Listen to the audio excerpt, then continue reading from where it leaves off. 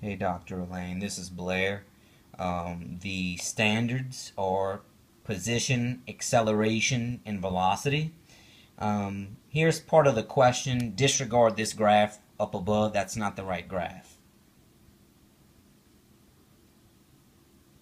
Okay, and here's the second part of the question. So it's right here and right there. Okay, so since they want to know how far it wants to go from the skateboarder is from 3 to 8 seconds.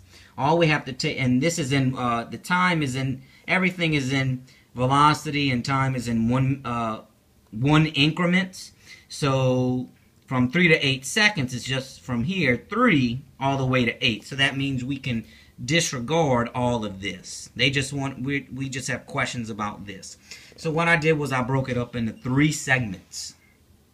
This first segment is from 3 to 5. Okay, it's from 3 to 5 seconds.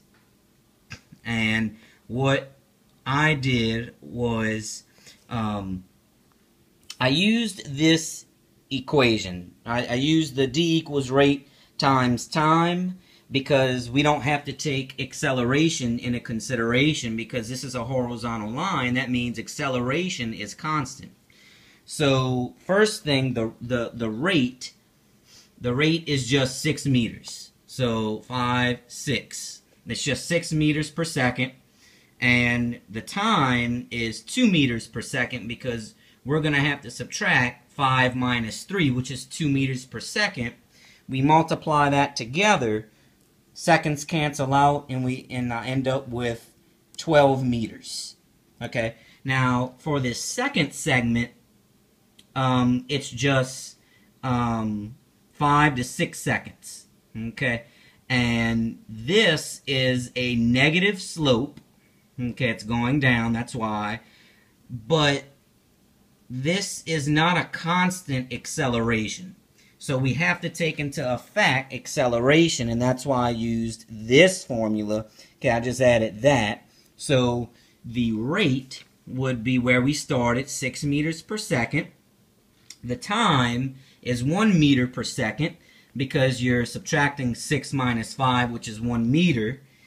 And we're adding 1/2 multiplied by the acceleration.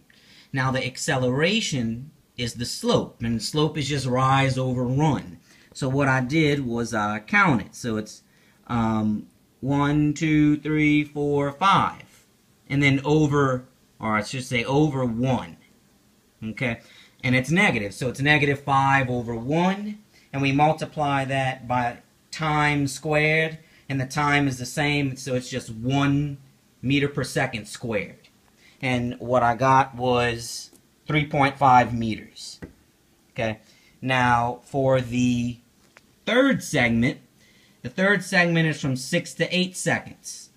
So again, it's a negative slope, because it's going down, and this, means that acceleration is not constant again.